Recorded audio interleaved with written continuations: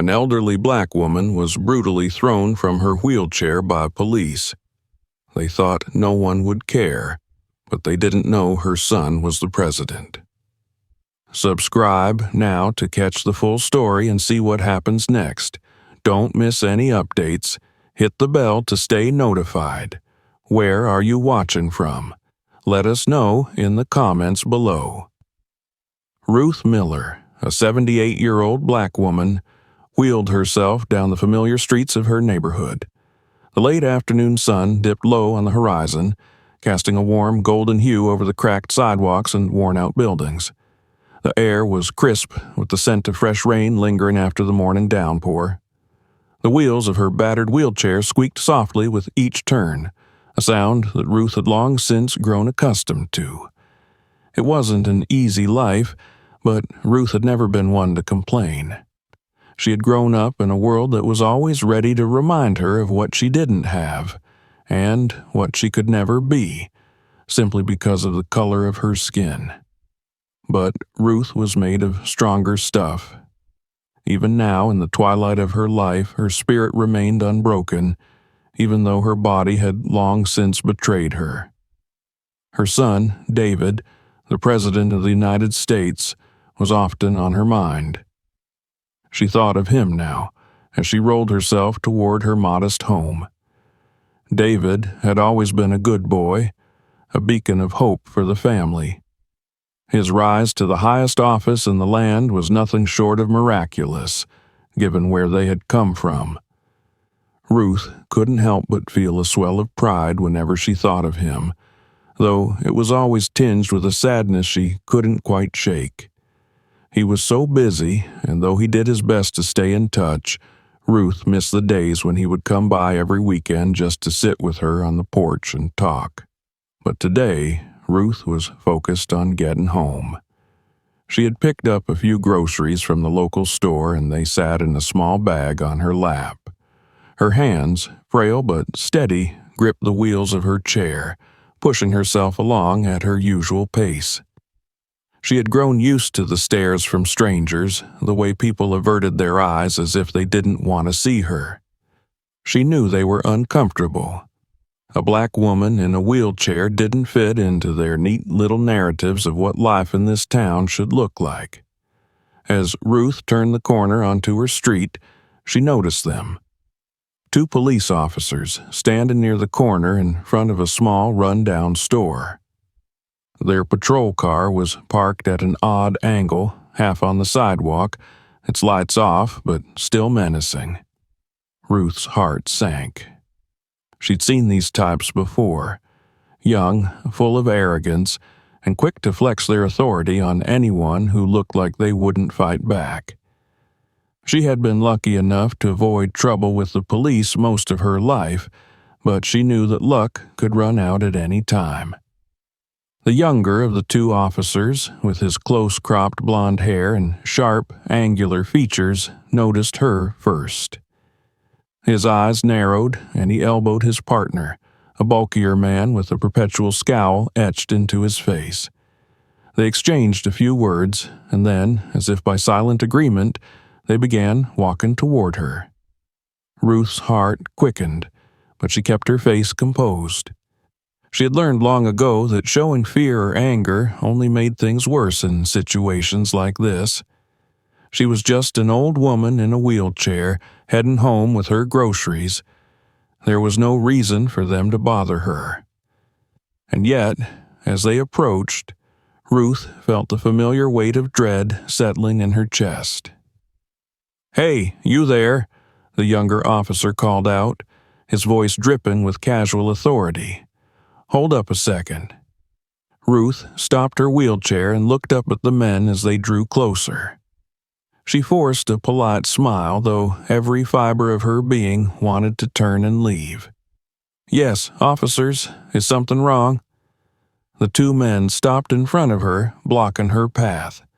The younger one, his name tag read Officer Bradley, crossed his arms and looked her up and down, his expression a mix of suspicion and disdain. "What are you doing out here?" he asked, his tone making it clear that he didn't really care about her answer. "I'm just heading home," Ruth replied, keeping her voice steady. "I live just down the street."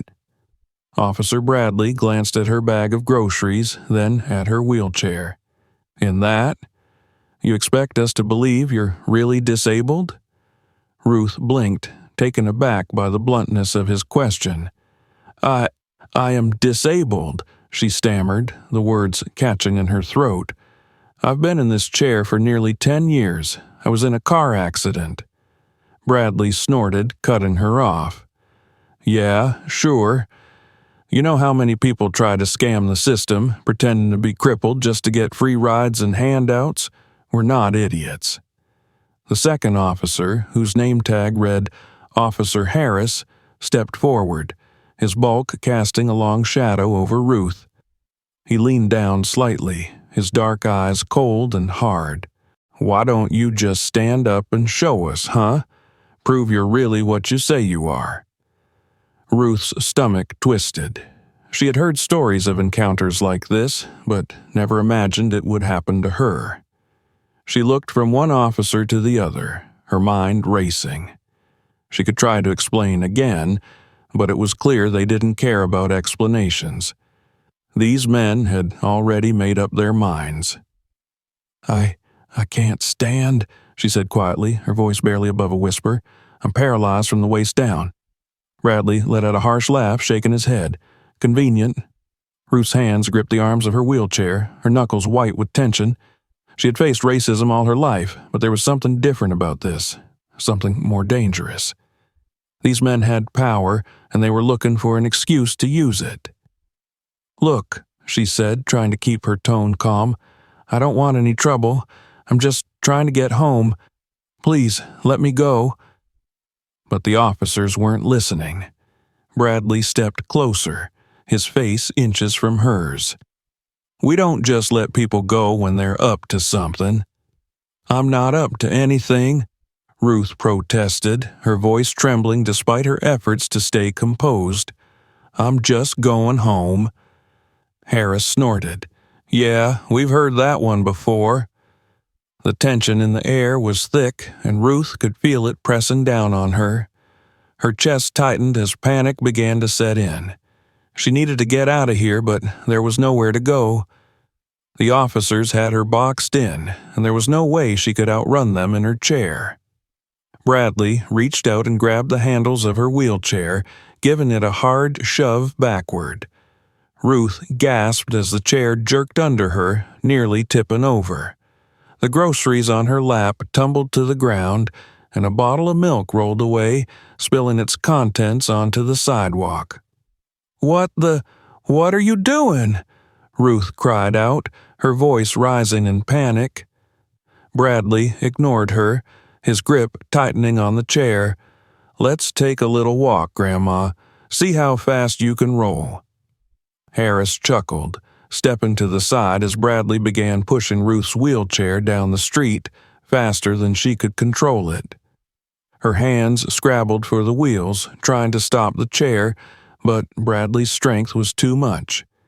The chair wobbled dangerously as it sped toward the corner, and Ruth's heart pounded in her chest.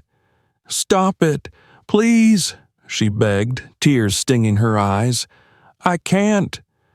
Her words were cut off as Bradley suddenly stopped, jerking the chair to a halt. Ruth's body lurched forward, the safety strap barely holding her in place. She breathed heavily, her entire body shaking with fear. Bradley leaned down, his breath hot against her cheek. "You think you're better than us, don't you?" he sneered. "Because your son is some big-shot politician?" Ruth froze. How did they know? She hadn't mentioned David, she never did, but somehow they knew, and that made everything worse. "Don't think for a second that your boy can protect you," Harris added, his voice low and menacing. "Out here, you're just another old crippled woman." Ruth's heart raced. She had to stay calm. She had to survive this. Ruth sat frozen in her wheelchair, trying to steady her breath as the officers loomed over her. Bradley and Harris exchanged glances, their sneers deepening into something far more sinister. There was no mistaking their intent. These men didn't just want to harass her. They wanted to break her spirit, to remind her of her place in a world where they held the power. The street, now eerily quiet, felt suffocating. A couple of neighbors stood by, watching from a distance. Their faces were marked with concern, but none of them dared intervene. Ruth saw a young woman pulling out her phone, trying to discreetly record what was happening, but the officers were too focused on her to notice. "Look at her," Bradley said with a mocking chuckle, "sitting there all proud like she's royalty." He reached out and gave the wheelchair a sharp jolt, making Ruth jerk in her seat. Harris snorted. "Bet she's got one of those government checks coming in every month. Living easy off our taxes, huh?" Ruth felt the sting of those words, but she kept her composure. She'd been here before, not with police, but with people who saw her skin and nothing more. But this was worse. These men had power, and they wanted her to feel small, weak, and alone. "I told you, officers," she said quietly. "I'm just heading home. I've done nothing wrong." Bradley leaned down, his face close enough for Ruth to smell the stale coffee on his breath. "And I told you, I don't believe you. You think you can just roll around here acting like you're above the rules?" "I haven't broken any rules," Ruth whispered, feeling her heart pound in her chest. Harris crossed his arms, his voice dripping with disdain. "You know how it goes. People like you think the world owes you something. Think you're untouchable, huh? Well, not today." Ruth gripped the armrests of her wheelchair tighter, fighting the rising panic inside her. She knew that any protest would only fuel their cruelty. She needed to stay calm. "Maybe we should check what's in that bag of hers," Bradley suggested, nodding toward the groceries scattered on the ground. Without waiting for permission, Harris kicked one of the bags over, sending an apple rolling down the sidewalk. He crouched down and rifled through the contents, throwing a loaf of bread and a can of beans aside. When he found nothing suspicious, he sneered. "Figures, just your usual junk. Thought maybe we'd find something interesting." He gave her a mocking grin. "What's next? You gonna cry and tell us your son is the president or something?" Ruth's heart skipped a beat. How did they know? She had told no one in this neighborhood about her connection to David. She kept a low profile, wanting to avoid unnecessary attention. But somehow they had found out. Bradley straightened up, cracking his knuckles. "Yeah, we know who your boy is. Think we care? Out here, it doesn't matter who sits in the White House. You're just another black woman on the street." The words hit Ruth like a punch to the gut, and she felt a cold chill spread through her body. These men weren't just bullies, they were determined to make an example out of her. Harris stood and brushed off his hands, looking down at her with pure contempt. "What's it like, huh? Having a big shot son? Must be nice, knowing you can pull a few strings and get away with anything." Ruth shook her head, trying to keep her voice steady. "I don't pull strings. I don't need to.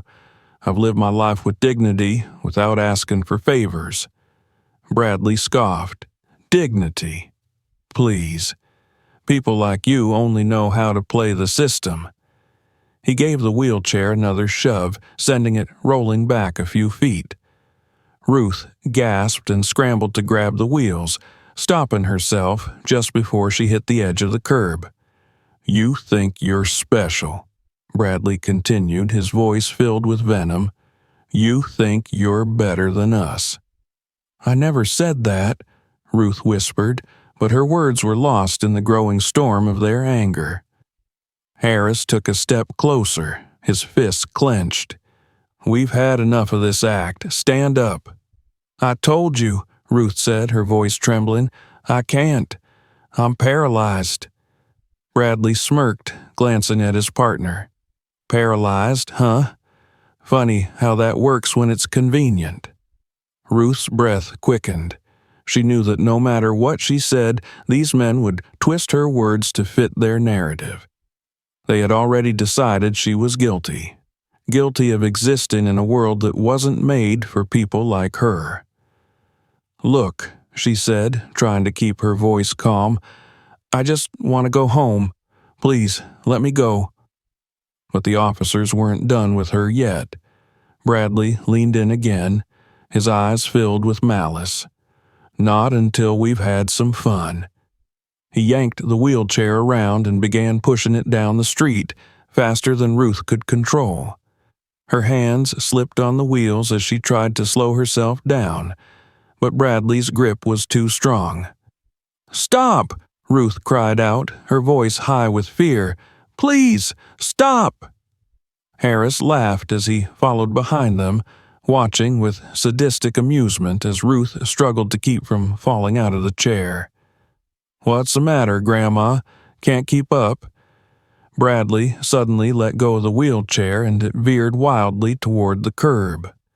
Ruth grabbed the wheels desperately, managing to stop herself just inches from tipping over. Her chest heaved as she fought to catch her breath.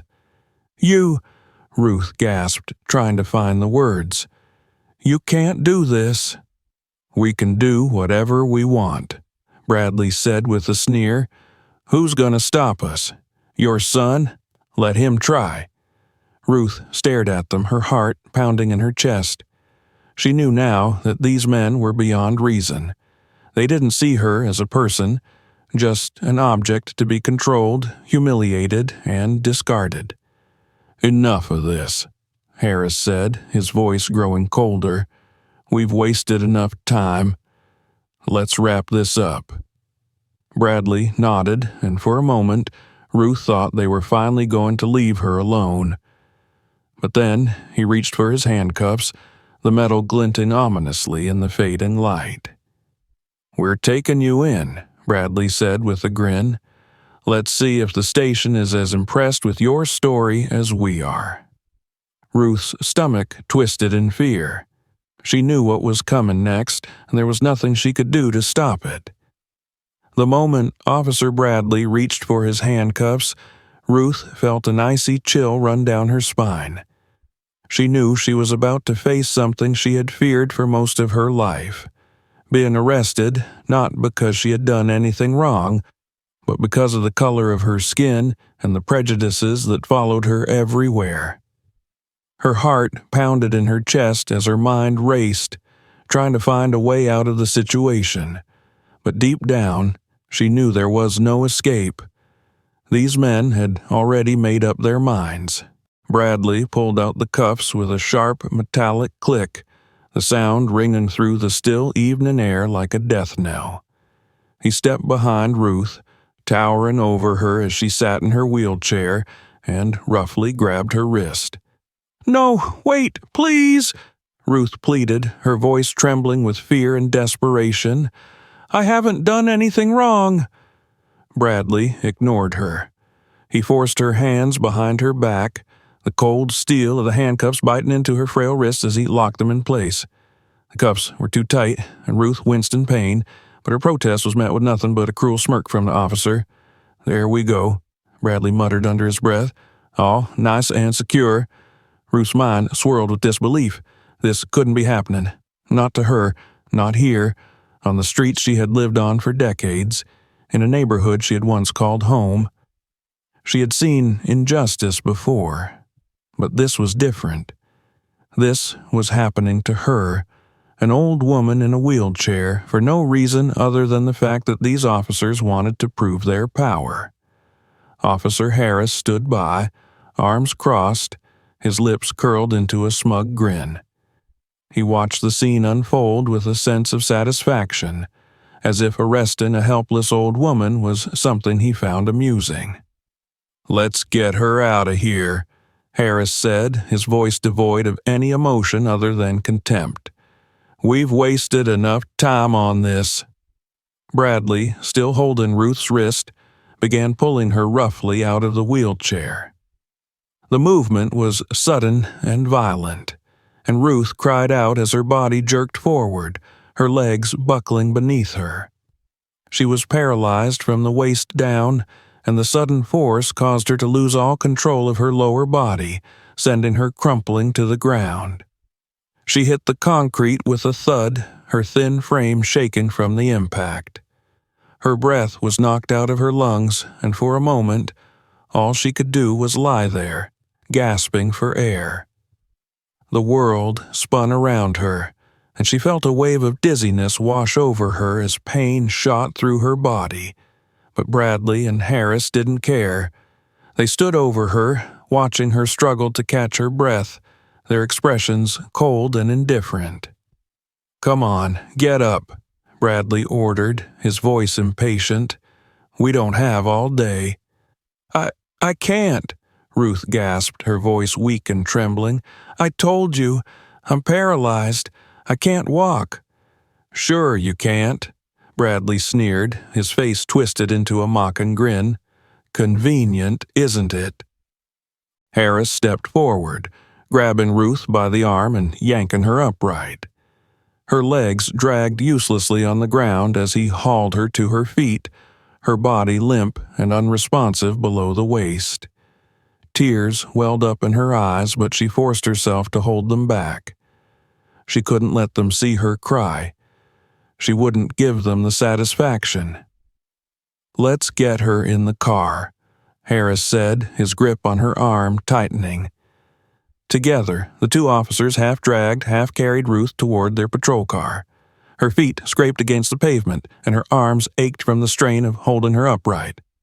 Her mind raced with a mixture of fear and disbelief. She had never imagined that her life would come to this, been manhandled by police officers, treated like a criminal when all she had done was exist. The patrol car loomed in front of them, a symbol of her impending humiliation. Bradley opened the back door and nodded toward Harris, who shoved Ruth toward the seat. "In you go," Harris muttered, pushing her roughly into the back seat. Ruth's body collapsed onto the hard seat, her legs still dangling awkwardly outside the car. The officers made no effort to help her, no regard for her obvious pain. They simply watched, waiting for her to struggle on her own. Her arms were still cuffed behind her back, making it nearly impossible to pull herself fully into the car. "Come on, Grandma, we don't have all night," Bradley said, leaning in with a mocking smile. "Get those legs in the car." "I can't," Ruth whispered, her voice barely audible. She was physically and emotionally drained, her strength sapped by the overwhelming fear and pain she had endured. Bradley sighed, clearly irritated by her lack of compliance. With a grunt of annoyance, he grabbed her legs and roughly shoved them into the car, slamming the door shut behind her.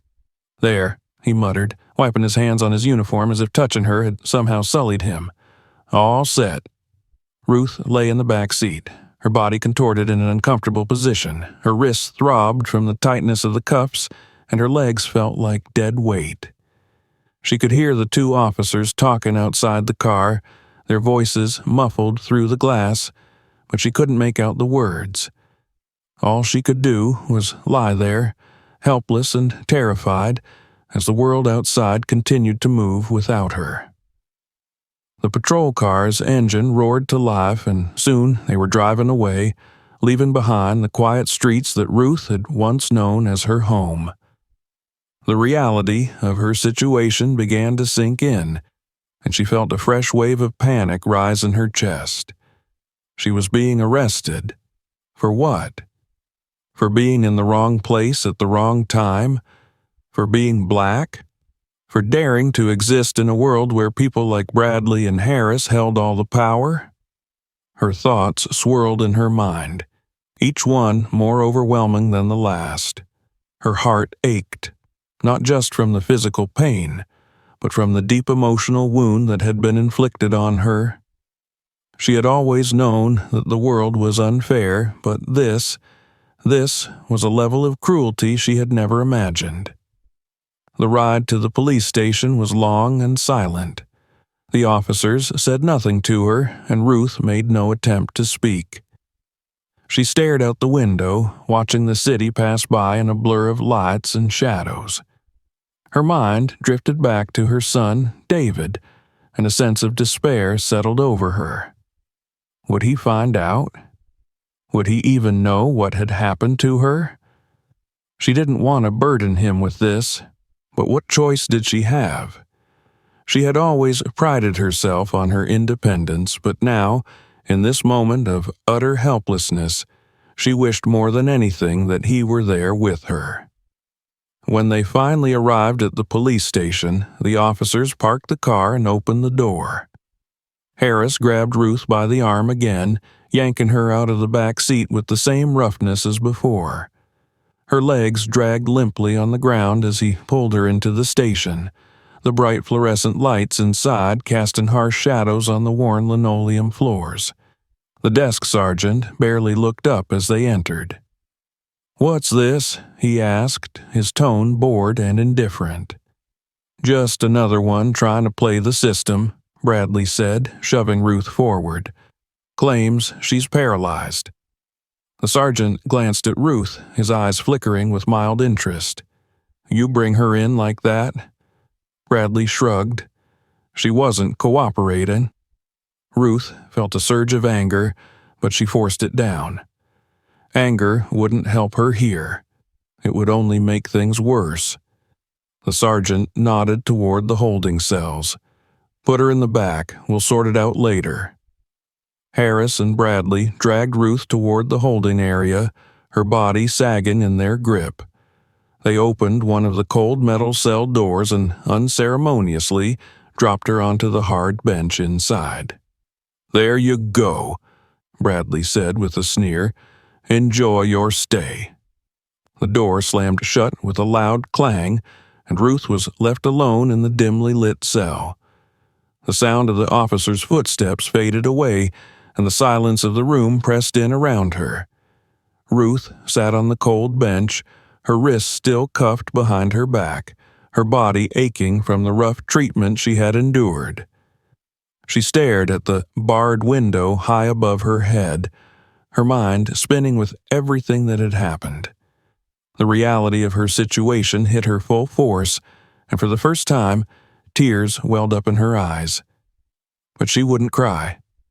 Not yet. Not here. She had survived so much in her life. She had raised her son through hardship, seen him rise to become the President of the United States, and endured the pain of a body that had failed her. She would survive this too.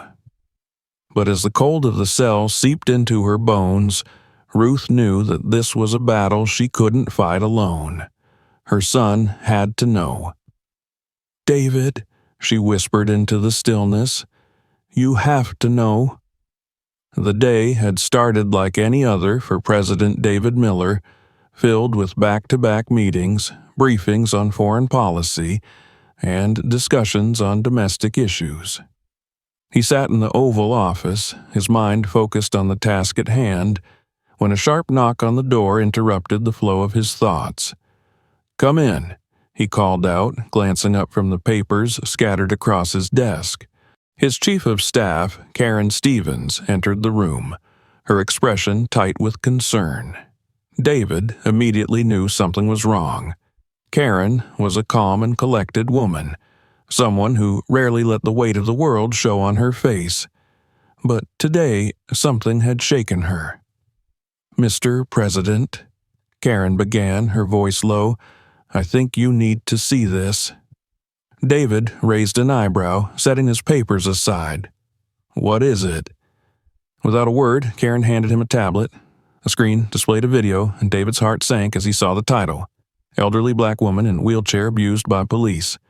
He hesitated for a moment, already dreading what he was about to watch, but then he hit play. The video was grainy, clearly taken from a cell phone, but the scene it depicted was unmistakable. His mother, his beloved mother, was sitting in her wheelchair surrounded by 2 white police officers. Even through the low quality of the video, David could see the fear and exhaustion on her face. The video captured every excruciating detail.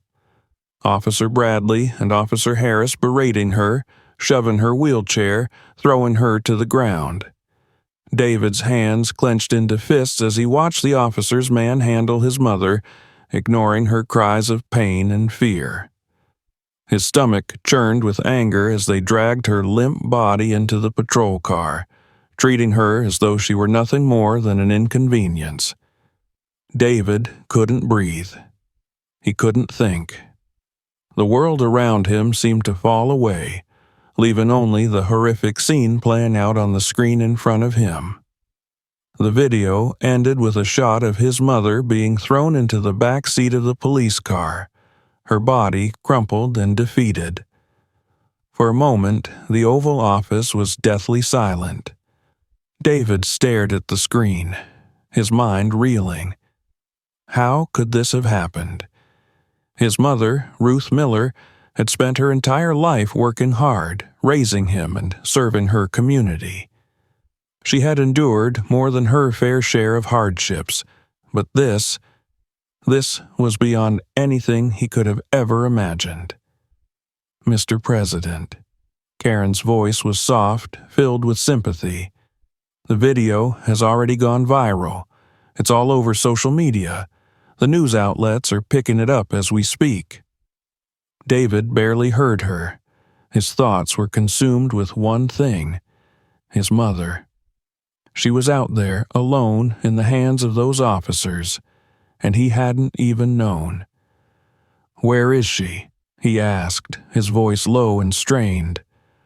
"We're trying to confirm her location," Karen replied, "but from what we've gathered so far, she's being held at the local precinct. We've already sent a team to investigate." David stood up, his movements sharp and deliberate. "Get me the Attorney General, now." Karen nodded and left the room without another word, moving swiftly to carry out his orders. David's hands were shaking as he picked up the phone on his desk, his mind racing with thoughts of his mother. He had always feared something like this might happen, had always known that despite his position, despite all he had achieved, his family would never be truly safe from the cruelty and prejudice that still gripped parts of the country. But knowing that didn't make this any easier to bear. He had to stay calm. He had to stay focused. But the anger surging through him was almost unbearable. A few minutes later, the Attorney General, Jack Wallace, appeared on the phone's secure line. "Mr. President," Jack said, his voice brisk, "I just saw the video. I'm already on it." "What are you doing about it, Jack?" David asked, his voice tight. "My mother was assaulted by police officers in broad daylight. She's in a jail cell right now because of them. I need them dealt with immediately." "We're taking this very seriously, Mr. President," Jack assured him. "I've already spoken with the precinct in question, and we're gathering all the details. We'll have your mother released as soon as possible." "That's not good enough," David snapped. "I want those officers suspended and charged, and I want to make sure this doesn't happen to anyone else." There was a brief pause on the other end of the line before Jack replied, "Understood, sir. I'll make sure it's handled swiftly." David hung up the phone, his jaw clenched tightly. He was a man who had built his career on patience and diplomacy, on navigating the delicate balance of power and politics. But this was personal. His mother had been hurt, and no amount of political restraint could keep him from seeking justice for her. Karen re-entered the room just as David ended the call, her face grim. "Mr. President, we've confirmed that your mother's being held at the 9th Precinct," she said. "She's unharmed, but they've refused to release her until they've completed their processing." David's temper flared again. Processing? What the hell does that mean? She's not a criminal. Karen nodded, clearly uncomfortable. I know, sir. We're working on getting her released immediately. But with the video circulating, the media is already swarming the precinct. It's turning into a PR nightmare. David ran a hand through his hair, trying to think clearly. The last thing he needed was for this to turn into a media circus, but at the same time he couldn't stand by and let the situation continue. I'm going down there, he said firmly, straightening his suit jacket. Karen's eyes widened in surprise. Sir, are you sure that's wise? It could escalate the situation? David fixed her with a hard stare. It's my mother, Karen. I'm going. She didn't argue. Instead, she nodded and stepped aside, quickly arranging for his security detail and transportation. The drive to the precinct was tense. David sat in the back of the SUV, staring out the window as the city flew by in a blur. His mind was a storm of emotions. Anger, fear, guilt. He should have been there for her. He should have known. How could this have happened right under his nose? As the SUV pulled up in front of the 9th precinct, David could already see the crowd gathered outside. Reporters, activists, and bystanders had all congregated around the building, their phones held high as they captured every moment of the unfolding drama. The atmosphere was electric with tension. David's security detail flanked him as he stepped out of the car, their presence commanding respect and silence from the crowd. Reporters shouted questions at him, cameras flashed, but David didn't acknowledge them. His focus was solely on the building in front of him and on his mother. He strode through the crowd and up the steps to the precinct, his face set in a grim expression. Inside, the atmosphere was equally charged. Officers glanced at him nervously as he entered, aware of the gravity of the situation. The desk sergeant, a middle-aged man with a harried expression, looked up as David approached. His eyes widened in recognition and he stood up quickly, clearly flustered. Mr. President, David cut him off. Where is my mother? The sergeant stammered for a moment before finally gesturing toward the back of the station. She's in the holding cells, sir, but we were just about to. I want her released.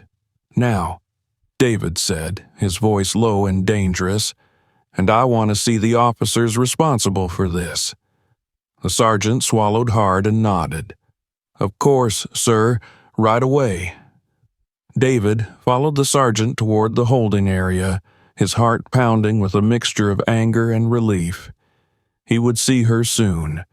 He would get her out of here.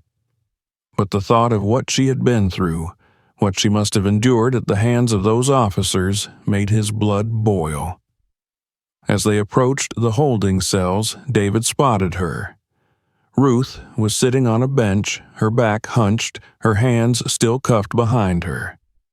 She looked smaller than he remembered, more fragile. But when she looked up and saw him, her eyes filled with tears of relief. David, she whispered, her voice cracking.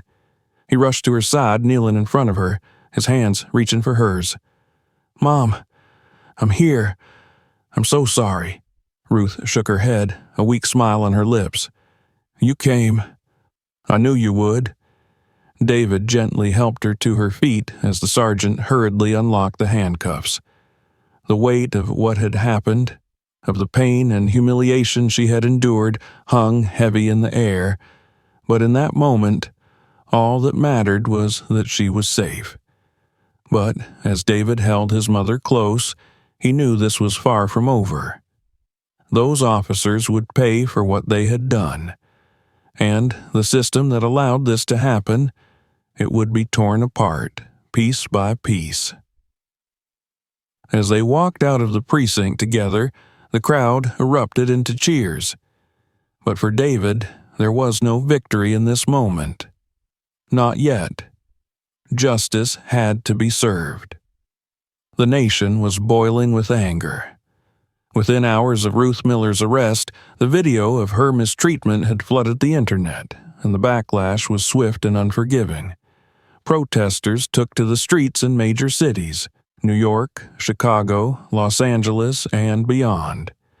Placards reading "Justice for Ruth" and "Police Brutality" and "No More" were held high as people marched, chanting for change. Crowds gathered in front of the 9th Precinct demanding accountability. In every corner of the country, conversations about race, police violence, and abuse of power dominated television screens and social media feeds. Public figures, activists, and politicians weighed in, their voices joining the outcry. Even allies within law enforcement admitted the video was indefensible, adding pressure for swift action. Inside the White House Situation Room, David Miller sat beside his mother, Ruth. The room was silent except for the news anchor's voice coming from the television screen. Ruth's body was stiff with pain, her wrists bruised from the cuffs, yet her expression remained calm, her eyes focused. She knew her suffering was now a symbol, but it was a heavy burden. David's heart ached. He wanted to take her pain away, but this was bigger than both of them now. It wasn't just about his mother. This moment represented the painful reality that countless Black Americans faced daily. Ruth had always told him stories about the challenges she had endured, but seeing her in that video, so vulnerable, was a pain he couldn't shake. Karen Stevens entered the room, reports in hand. She looked exhausted, her usual poise cracked under the weight of the crisis. "The protests are escalating, Mr. President," Karen said. "Thousands are gathering outside the precinct. It's peaceful so far, but tensions are rising." David exhaled slowly. "And the officers?" Karen hesitated. "They've been placed on administrative leave, but the precinct is slow-walking the investigation. Officially, it's an internal review." David's jaw tightened. He had seen this too many times before. Officers caught in the act, only to be shielded by a system designed to protect them. He knew that waiting on bureaucracy wasn't an option. "Call the Attorney General," he said, his voice sharp and commanding. "I want charges filed, no delays." Karen nodded and stepped out, leaving David alone with his mother. Ruth shifted slightly, grimacing from the lingering pain in her arms. David placed a gentle hand over hers. "I'll fix this," he whispered, though the words felt heavy on his tongue. Ruth shook her head slowly, offering him a weak but determined smile. "It's not just about fixing this, David. It's about fixing all of it." Her words weighed heavily on him. David knew she was right. This wasn't just about two rogue officers. It was about a system built on inequality, a system that needed to be dismantled piece by piece. But first, justice had to be served for his mother. Outside the White House, protests swelled. Activists organized marches across the country, and civil rights organizations demanded accountability. Social media exploded with hashtags calling for the immediate arrest of Officers Bradley and Harris. News anchors debated whether the incident would force the president's hand on police reform. The pressure on David's administration mounted with every passing hour. In cities across the nation, the protests grew louder and more organized. There were moments of tension between police and protesters, but the crowds remained steadfast in their demand for change. The public had latched onto Ruth's story as a symbol of all the injustices endured by marginalized communities, and the world was watching to see what David Miller would do next. Inside the precinct, the officers responsible for Ruth's arrest, Bradley and Harris, sat together in the break room, their faces pale with worry. They had thought their actions would go unnoticed, just another day of flexing their authority. But now they found themselves at the center of a national scandal. "This is getting out of hand," Bradley muttered, tapping nervously on the table. "I didn't think it'd blow up like this." Harris scowled, crossing his arms. "It's just a bunch of noise. It'll blow over." But they both knew that wasn't true. The video had gone viral, and the pressure was building from every direction. They weren't just facing public outrage. They were under scrutiny from within their own department, and the president himself was demanding action.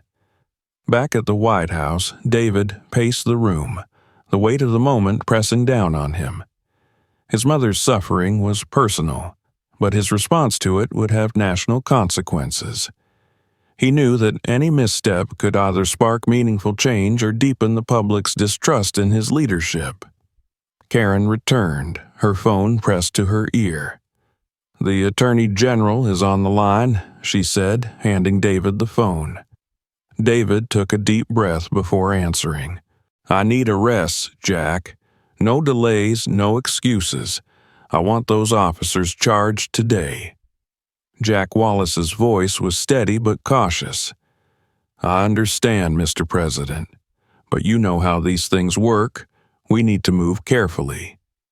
"There's no time for careful, Jack," David snapped. "They assaulted my mother, and the country is watching."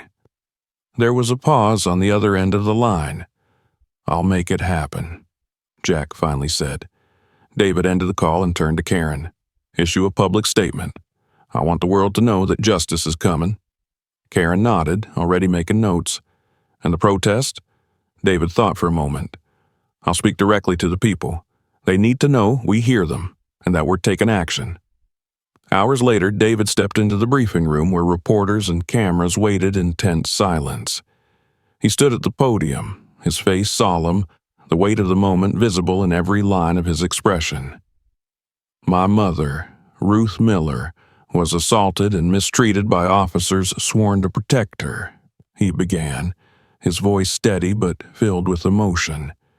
"What happened to her is a stark reminder of the systemic injustices that plague our nation. And let me be clear, this will not stand." The room was silent, hanging on his every word. David continued, outlining immediate steps his administration would take to hold the officers accountable and push for long overdue reforms in law enforcement. "This is not just about my mother," he said, his voice firm. "This is about every person who has suffered at the hands of a broken system. Change is coming." The speech was broadcast live, and the response was immediate. Across the country, protesters cheered, feeling seen and heard. Activists praised the president's decisive action, and the pressure on the precinct intensified. But David knew the fight was far from over. The arrests of Bradley and Harris were only the beginning. The real battle lay in dismantling the system that allowed them to act with impunity in the first place. As the day came to an end, David returned to the private quarters of the White House. Ruth sat in a plush armchair, looking tired but peaceful. He sat beside her, taking her hand in his. "You did good today," she said softly. David smiled, though his heart was still heavy. "It's not over yet." "No," Ruth agreed, her voice gentle but resolute, "but it's a start." Together, they sat in silence, watching the city lights twinkle through the window. The fight for justice was only beginning, but for now they found solace in knowing they were not alone. The next morning brought a sense of urgency, not just for David Miller but for the entire nation. The arrests of officers Bradley and Harris had become inevitable after the intense public and political pressure, but that was only the beginning. The nation waited to see what consequences they would truly face, and whether this moment would mark a turning point for justice or be yet another instance of impunity. David sat in the Oval Office surrounded by his senior staff, the atmosphere tense. The fallout from his public address had been swift. Protests were gaining momentum, while calls for police reform echoed from every corner of the country. The media continued to dissect every aspect of Ruth Miller's arrest, and her face had become a symbol of resilience in the face of systemic oppression. Karen Stevens, his chief of staff, stood beside him, reviewing updates from across the country. "Mr. President," she said, breaking the silence, "the protests are still largely peaceful, but there's growing frustration that the charges against Bradley and Harris haven't been filed yet. People want to see immediate action." David nodded, his jaw set in determination. "We need to make sure the justice system doesn't stall. Get the Attorney General on the line again. This can't be delayed." Karen quickly made the call, and within minutes, Attorney General Jack Wallace's voice filled the room through the speakerphone. He had been under relentless pressure since the incident, and though he shared David's desire for justice, the machinery of the law moved slowly, too slowly for the anger and pain that had gripped the nation. "Mr. President," Jack began, his voice carrying the weight of the situation, "we've got the officers in custody, and we're preparing to charge them. But I need you to understand, this isn't just about one incident anymore. We're dealing with decades of mistrust, and the public won't be satisfied with just arrests. They want systemic change." David leaned forward, his hands clasped together on the desk. "I understand, Jack. But right now, the first step is making sure those officers are held accountable for what they did to my mother. We need to set an example, and it needs to happen now." "I agree, Mr. President," Jack replied. "We'll file the charges by the end of the day. Assault, battery, and violation of civil rights under color of law. It's a strong case, given the video evidence. But you should know, the police union is already mobilizing to defend them. They'll fight this hard." David's lips pressed into a thin line. "Let them try. The world saw what they did. There's no escaping this." After the call ended, David exhaled deeply. The first step was in motion, but he knew this battle would only intensify from here. Bradley and Harris were not just two rogue officers, they were symbols of a much deeper rot within the system, and tearing that system down would be no small task. Later that day, the official charges were announced, and the news swept across the country like wildfire. Bradley and Harris had been charged with multiple counts, and both were being held without bail pending their court appearance. The swift action was met with widespread relief and celebration from activists and protesters, though there were still many who doubted justice would truly be served. In the meantime, the police union began its counteroffensive, defending the officers and claiming they were simply doing their jobs. Spokespersons from the union appeared on news programs, arguing that the officers' actions had been misinterpreted and that the video lacked important context. David watched these interviews with growing frustration. The system was circling its wagons just as it always did. But this time, he wouldn't let them get away with it. In the days that followed, the public attention on the case intensified. Courtrooms were packed with reporters, and every moment of the judicial process was scrutinized by both supporters of the officers and those calling for their conviction. Outside the courthouse, the protests continued, a sea of faces demanding accountability. The signs and chants of "Justice for Ruth" and "End Police Brutality" were unyielding. For David, the personal stakes were overwhelming. Each day he received updates on his mother's condition. Though physically recovering, the emotional toll of the incident weighed heavily on her. He spent every moment he could with her. Their conversations often drift into memories of his childhood and their shared struggles. She remained resolute, urging him to keep fighting, not just for her, but for everyone who had suffered similar fates. "We've seen this before," Ruth told him one evening as they sat together in the quiet of the White House residence.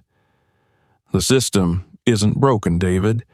It's doing exactly what it was designed to do. But you can change it. You've got the power to make sure what happened to me doesn't happen to anyone else."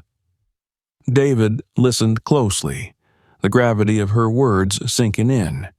He had spent his entire political career trying to balance the ideals of progress with the harsh realities of compromise. But this was different. His mother had been targeted, and now the entire country looked to him for leadership. The trial of Bradley and Harris moved quickly, thanks in large part to the overwhelming public pressure. The prosecution built a strong case, using the video as the centerpiece of their argument. The defense, however, tried to paint the officers as victims of a media-fueled frenzy, arguing that their actions were taken in the heat of the moment and without malice. The trial attracted national attention, with both sides of the debate drawing sharp lines in the sand. On one side, there were those who demanded that the officers be made an example of, a symbol of the fight against police brutality and racial injustice. On the other, there were those who clung to the belief that the officers were being unfairly vilified, scapegoats for a broken system they didn't create. David watched the trial unfold from the White House, every argument and every witness testimony playing out on television screens across the country. The prosecution called witnesses from the scene, including the brave individual who had filmed the video. Their testimony confirmed what the world had already seen. Ruth Miller had been treated with cruelty and disregard for her humanity. When Ruth herself was called to the stand, the courtroom fell silent. She spoke clearly and with dignity, recounting the events of that terrible day. Her words carried the weight of a lifetime of experience, decades of facing prejudice, enduring hardship, and, despite it all, never losing her sense of self-worth. "I've lived a long life," Ruth said, her voice steady, though her hands trembled slightly. "I've seen what this world can do to people like me. But what those officers did was beyond anything I thought I would ever experience in my lifetime. They didn't see me as a person. They saw me as something to control, something to belittle. I may be old, but I'm not less than anyone else." Her testimony left the courtroom in stunned silence. The defense tried to poke holes in her story, but their efforts fell flat. The video evidence was too damning, and Ruth's words too powerful. As the trial neared its conclusion, the tension across the country was palpable. Everyone knew that the outcome of this case would have far-reaching implications, not just for the officers involved, but for the entire movement against police brutality. When the jury finally reached its verdict, the nation held its breath. The court found both Bradley and Harris guilty of all charges. Their sentences would be announced later, but the decision itself was a watershed moment. Outside the courthouse, the crowds erupted in cheers. People hugged one another, cried tears of relief, and waved banners in celebration. Across the country, there was a sense of victory, not just for Ruth Miller, but for everyone who had ever suffered under the weight of an unjust system. But for David, the victory was bittersweet. As he sat with his mother in the quiet of the White House that evening, he knew that this was only the beginning. Justice had been served for Ruth, but the fight for lasting change was far from over. "This is what you've always fought for," Ruth said softly, her hand resting on his arm. "But now it's time to make sure the fight doesn't end here." David nodded, his resolve hardening. The officers had been held accountable, but the system that had allowed them to act with impunity still stood. He would spend the rest of his presidency ensuring that no one else would have to endure what his mother had. Together, they sat in silence, knowing that the real work had just begun. The verdict was out, and the country was buzzing with both relief and skepticism. Justice had been served for Ruth Miller, but for many the question remained. Would this be the moment that finally broke the cycle, or just another fleeting victory in a long history of systemic failure? The day after the trial, Ruth sat with her son, David, in the private quarters of the White House. The air between them was heavy, not with the triumph of their personal victory, but with the weight of what still needed to be done. Outside, the world was moving fast. New headlines, new crises. But here, in the stillness of the room, they both knew the battle had just begun. Ruth was quiet, her body still recovering from the physical ordeal, but her mind was sharp. She could feel the monumental shift in public sentiment, the weight of the expectations on her son's shoulders. The trial had been a necessary reckoning, but it wasn't enough. Not nearly enough. David sat across from her, his hands folded together, eyes distant, as if he were looking beyond the walls of the White House. His mind was occupied with the challenges that lay ahead. Winning the trial was one thing, but dismantling the system that had led to his mother's mistreatment, that was a far bigger, far more daunting task. The demands for police reform had been ringing in his ears for weeks now, and he knew the time had come to deliver. "I've been thinking about what happens next," David said, breaking the silence. His voice was low, thoughtful. "We got justice for you, but it can't stop here. The system is broken, Mom. We both know that." Ruth nodded slowly. "You don't need to tell me that. I've lived it for 78 years. David leaned back, running a hand through his hair. "I know, and I've been too patient, too careful. I kept telling myself that change would come if I just kept moving things forward inch by inch. But after what happened to you, I can't afford to wait anymore." Ruth's eyes softened as she looked at her son. She had always been proud of him, of the way he had risen above the challenges they had faced. But she also knew that the fight he was about to take on would be the hardest one of his life. "So, what are you going to do?" she asked quietly. David's eyes met hers, and she could see the resolve hardening within him. "I'm going to push for real reform, not just lip service. I want legislation that changes the way policing works in this country. Accountability, transparency, a complete overhaul of how officers are trained and disciplined." Ruth smiled, a small, tired smile. "It won't be easy." "I know," David replied, his voice steady, "but it's necessary." In the days that followed, David began laying the groundwork for sweeping reform.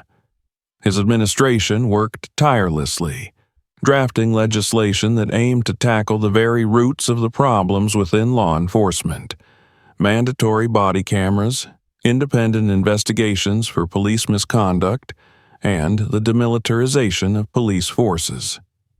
It was ambitious, but David was determined.